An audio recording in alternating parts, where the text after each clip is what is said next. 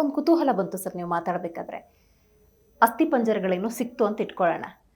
DNA report ತೊಗೊಳಕ್ಕೆ forensic ಕಳಿಸ್ತಾರೆ. ಮೂಳೆ ಸಿಗ್ಬೋದು, ಕೂದಲು ಸಿಗ್ಬೋದು, ಉಗುರು ಸಿಗ್ಬೋದು, ಸಮ್ ID ಕಾರ್ಡು, ರವಕೆ ಏನೋ ಸಿಕ್ಕಿದೆ ಅಂತ ಗೊತ್ತಾಯಿತು.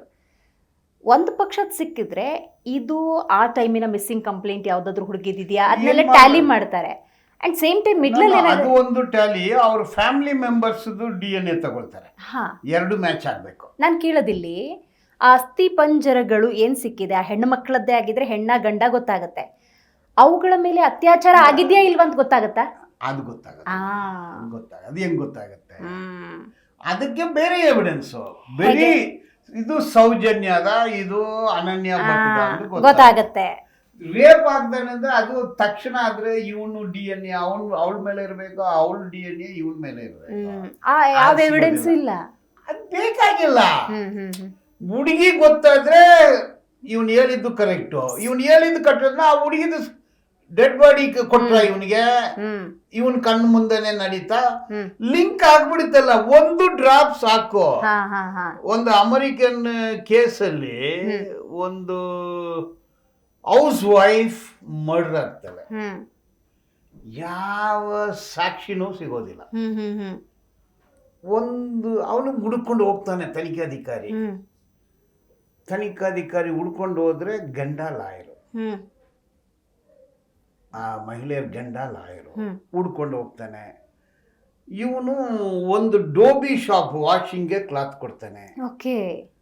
ಅವನು ಎಲ್ಲ ಹೋಗಿ ಹುಡುಕಿದ್ರೆ ಈ ಶರ್ಟ್ ಅಲ್ಲಿ ಒಂದು ಪಾಯಿಂಟ್ ಬ್ಲಡ್ ಕಾಣುತ್ತೆ. ಶರ್ಟ್ ಅಲ್ಲಿ ಅದನ್ನು ವಾಶ್ ಆಗಿದೆ ಸಿಗುತ್ತೆ. ಓಕೆ, ಅದನ್ನ ಹಿಡಿತಾರೆ. ಗಂಡ ಹೆಂಡತಿ ಬಗ್ಗೆ ಹೆಂಗಿತ್ತು ಅಂತ ನೋಡ್ತಾರೆ. ಅವನ ಆದಾಯ ಏನಂದು ನೋಡ್ತಾರೆ. ಆ ನ್ಯಾಯಾಲಯದಲ್ಲಿ ಒಂದು ಜಡ್ಜಿ ಬರ್ತಾಳೆ, ಮಹಿಳೆ ಜಡ್ಜು. ಅವಳು ಆ ಸೀಟಿಗೆ ಬಂದ ಮೇಲೆ ಇವೊಂದು ಆರ್ಡರ್ಗಳೆಲ್ಲ ಇವನ್ ಪರ ಬರುತ್ತೆ. ಆರ್ಡರ್ಗಳು ಬರುತ್ತೆ, ಲಕ್ಷಾಂತರ ರೂಪಾಯಿ ದುಡ್ಡು ಬರುತ್ತೆ ಇವನಿಗೆ. ಹಾಗಂದ್ರೆ ಇವನಿಗೂ ಅವಳಿಗೆ ರಿಲೇಷನ್ ಕಂಡುಹಿಡಿತಾರೆ. ಇಬ್ರು ಒಳಸಂಚು ಮಾಡಿ ಹೆಂಡತಿನ ಸಾಯಿಸ್ತಾರೆ. ಒಂದು ಡ್ರಾಪ್ ಬ್ಲಡ್ ಡೋಬಿ ಮುಖಾಂತರ ವಾಷರ್ ಮ್ಯಾನ್ ಇಂದ ಒಂದು ಡ್ರಾಪ್ ಬ್ಲಡ್ ಸಾಲ್ವ್ ಆಯ್ತು ವಿಷಯ. ಈ ಪ್ರಕರಣದಲ್ಲಿ ಹಾಗಾದ್ರೆ ಆ ಅನಾಮಿಕ ವ್ಯಕ್ತಿ ಏನು ಬಂದಿದ್ದಾರೆ ಧೈರ್ಯವಾಗಿ, ಅವರ safety is very important sir. Yes, ಅವ್ರನ್ನ ಕೊಂದ್ಬಿಡ್ತಾರೆ, ನೋ ಡೌಟ್ ಅಬೌಟ್ ಇಟ್. ಏನ್ ಸರ್ ಇಷ್ಟು ಓಪನ್ ಆಗಿ ಹೇಳ್ತಾ ಇದ್ದಾರೆ? ಹೌದು, ಕೊಂದ್ಬಿಡ್ತಾರೆ. ನಿನಗೆ 367 ಮಹಿಳೆಯರನ್ನ ABC, ನಾನು ಯಾರ ಹೆಸರು ಹೇಳಿಲ್ಲ, ಮಾಡಿರೋರು. ಒಂದು ಚಿಕ್ಕ ಹುಡುಗಿನ ರೇಪ್ ಮಾಡಿ, ಕೊಲೆ ಮಾಡಿ, ಆಸಿಡ್ ಹಾಕಿ, ಪೆಟ್ರೋಲ್ ಹಾಕಿ ಸುಡೋವನು ಅಂತ ಒಂದು ಮನುಷ್ಯ ಇವನ್ನ ಬಿಡ್ತಾರ? ಸೈಲೆಂಟ್ ಆಗಿರೋದು ಕೇವಲ ಆ ವ್ಯಕ್ತಿ ಇಷ್ಟು ವರ್ಷ ಅಲ್ಲ, ಆ ಊರಿನ ಜನ ಗೊತ್ತಿದ್ದು ಸುಮ್ಮನಿದ್ದಾರೆ ಅಂದ್ರೆ ಅದನ್ನ ಅಸಹಾಯಕತೆ. ನೀವು ನಾನು ಇಡೀ ಸಮಾಜ ಬಾಹ್ಯತೆ ಸೌಜನ್ಯ ಗೊತ್ತು. ಎಲ್ಲಿ ಹೋರಾಟ ಆಯ್ತು, ಯಾರು ಬಂದಿದ್ದು? ಈಗ ಟಿವಿನಲ್ಲಿ ಹೋಗ್ತಾ ಇದೆ, ಎಲ್ಲಿ ಮೇನ್ ಸ್ಟ್ರೀಮ್ ಮೀಡಿಯಾದಲ್ಲಿ ಎಲ್ಲಿದೆ? ಎಲ್ರೂ ಈಗ ಸೌಜನ್ಯ ನನ್ನ ಮಗಳಿಗಾಗಿದ್ರೆ, ಪದ್ಮಲತಾ ನನ್ನ ಮಗಳಾಗಿದ್ರೆ,